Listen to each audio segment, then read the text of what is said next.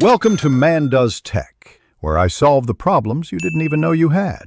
You start now, remove the donor hard drive and attach the Xbox 360 hard drive transfer cable firmly so contacts align. You should have the target console powered and signed into a local profile. Once connected to a USB port, go straight to Settings, System, Storage. You will see the attached drive listed. Selecting it begins the transfer routine. Do this now to avoid extra steps later.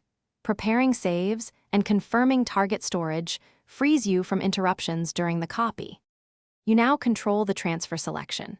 On the storage screen, choose the connected source drive, then the target internal or external storage device. You can pick entire categories or individual files, choose only what you need to save time and space. While copying, the console writes data sequentially.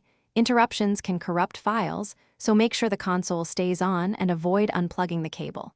Once done, confirm sizes and counts match expectations. That verifies the copy integrity before you proceed to final cleanup. Finish by verifying your profile and saved content on the target console. You should see games, DLC, and saves where expected.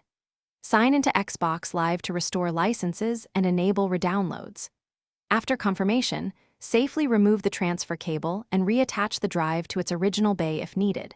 If the transfer fails or files are missing, first check cable connections and USB port, then install any system updates and clear the console cache. These steps resolve most errors without data loss.